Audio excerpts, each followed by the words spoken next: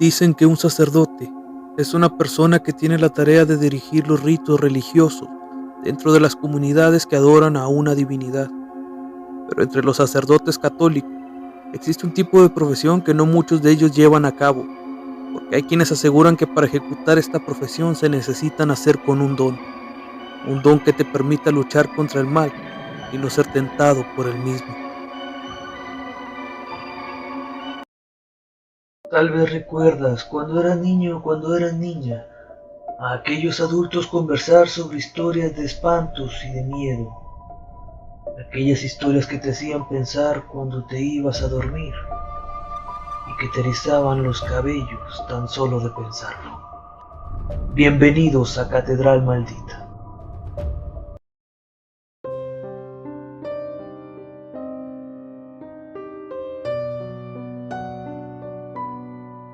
Buscando por la red y en los pocos archivos de la biblioteca de mi ciudad sobre cosas extrañas sobre fenómenos paranormales o casos extraños en Coahuila, encontré el nombre por casualidad de una persona que ejercía la labor de sacerdote en una iglesia muy famosa en la capital del estado. La persona de quien les hablo es el sacerdote José Luis del Río y Santiago, una persona muy querida por la comunidad católica de nuestro estado, de actitud humilde y positiva. Pero, ¿qué es lo que hacía tan especial al padre José Luis del Río? Debido a su profesión, fue de los pocos en su cargo, autorizados por el Vaticano, para llevar a cabo las tareas de exorcismo y liberación en todo Coahuila. Desde joven, el padre José Luis del Río comprendió que su existencia estaba ligada a llevar la palabra de liberación y sanación de Dios a aquellos que lamentablemente habían sido seducidos por las fuerzas de la oscuridad, ya que en un inicio el padre José Luis había sido autorizado para atender algunos casos contados de posesión, y no fue hasta que el obispo Raúl Vera le diera el nombramiento de exorcista permanente para que se encargara de todos los casos en el estado. Fue ahí entonces cuando el sacerdote se ganó su reputación a pulso por los diversos enfrentamientos contra los demonios, que en su haber se dice que fueron más de 200 casos registrados que él mismo atendió a lo largo de su vida. Sed sobrios y velad, porque nuestro adversario el diablo, como león rugiente, anda por los alrededores buscando a quien devorar. Durante su estadía en Monclova, brindando sus servicios a la iglesia de Santiago Apóstol, le tocó atender su primer caso de exorcismo de un joven adolescente. En el 75 me buscaron dos personas que aseguraban, su familiar decía que era el mismísimo Satanás. Aquel joven tendría entre 17 y 18 años aproximadamente, y lo más sorprendente fue que cuando llegué al lugar, más de 5 personas lo mantenían inmovilizado en una silla, ya que aquel afectado mostraba una fuerza inhumana para alguien de su edad. Bendije una veladora y lo rocié con agua bendita, a la par de que éste se retorcía de dolor y me lanzaba injurias de manera insistente, como si de agua hirviendo se tratase.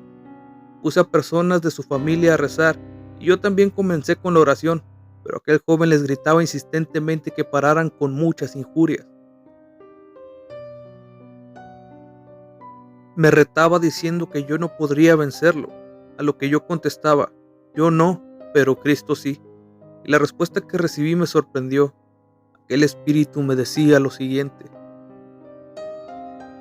Yo lo vendí, como Judas Iscariote vendió al maestro por 30 monedas de plata, juntos hasta la muerte y juntos hasta el infierno. Él es mío.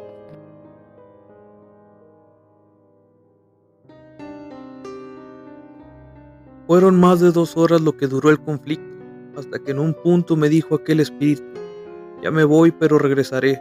Firme en mi decisión y ante el nombre de Dios le ordené que me dijera a qué hora volvería, y este contestó que a las 8 de la noche. Quedando sin fuerza supe que el ente maligno había abandonado al joven, y entre lágrimas se me acerca muy tranquilo, me besa las manos y me dice, yo no quería hacerlo, era el demonio que estaba ahí conmigo, pero yo no podía hacer nada.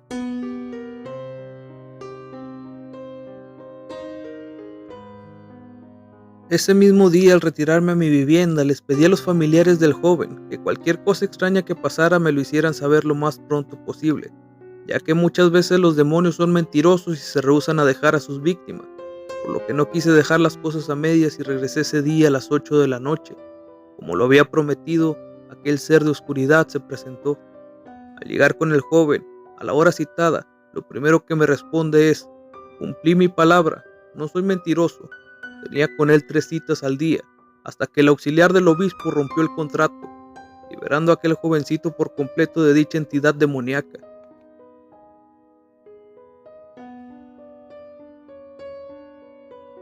El padre José Luis del Río afirmó que en Monclova se destaca por realizar diversas prácticas de invocaciones a los demonios. Por eso se dan tales casos de posesiones demoníacas en el lugar. Lo que la gente no sabe es que al llamar a dichos entes, las cosas que creen poder tener orden, rápidamente se salen de control y por ende, terminan no solo afectándolos a ellos mismos, sino también a las personas que los rodean. El caso más fuerte que experimentó el padre José Luis fue también en Monclova nuevamente, donde un hombre de aproximadamente 35 a 40 años de edad había hecho un pacto con el demonio para obtener una gran fortuna y un gran negocio.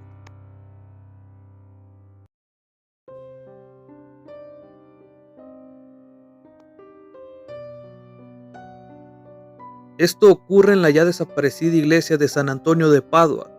Había muchas personas tratando de inmovilizarlo, ya que este tenía una fuerza increíble, que incluso levantaba los bancos de la iglesia sin esfuerzo alguno. Pronto lo llevamos a la sacristía, comencé con la oración, me puse la estola y cuando él miraba a la cruz, noté que ésta lo lastimaba, ya que a estos seres oscuros no toleran los símbolos religiosos. Lo rocié con agua bendita y gritó de una forma horrible, como si muchas personas estuviesen gritando. Cuando le pregunto cuál es tu nombre, este me contesta: Legión, somos muchos los que entramos en él. Cuando de repente cayó desplomado sin fuerzas al piso. Le pedí a la gente que ahí se encontraba, me dejara solo para confesarlo, y ellos estaban bastante preocupados por mi bienestar, a lo que les dije que no se preocuparan. Les haré una señal si el pobre hombre se pone mal o si yo ocupo de su ayuda.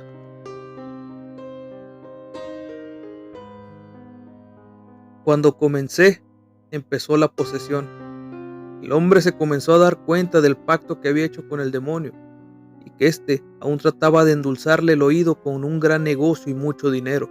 El demonio era astuto, y lo tenía encantado con todo lo que le había ofrecido, pero Dios Padre es más fuerte que 1000 demonios juntos, por lo que no me quise quedar atrás. Le ofrecí una buena confesión, lo absolví de sus pecados, y aquel pacto se rompió, cuando él dejó de lado lo material y abrazó lo espiritual. Se levantó aquel hombre del suelo, se peina, se acomoda la ropa desaliñada y con un semblante totalmente diferente me dice: hace mucho que no me sentía tan bien.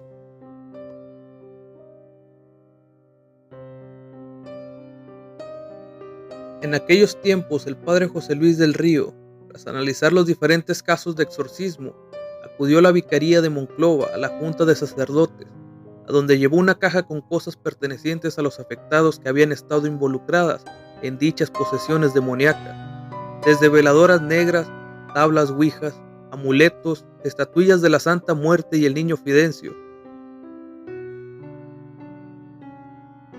En las publicaciones que hay en la web, el propio José Luis del Río dejó, nos dice que en octubre, por lo regular en todos los años que tuvo de experiencia, dice que este mes en particular suele atraer muchísimas energías negativas, y este mes es un mes predilecto para los satanistas y brujos, para hacer maldades de la mano de entidades de bajo astral.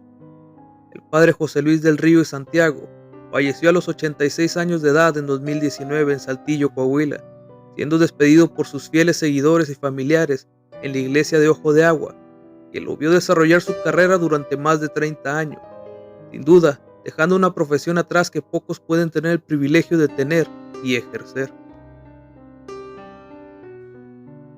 Aún se suelen contar historias de miedo por los lugares más lejanos, historias de pactos demoníacos tan irreales que sin duda te cuestan creer que son verdaderos, historias sobre brujerías e invocaciones hechas para dañar de formas malévolas a las personas.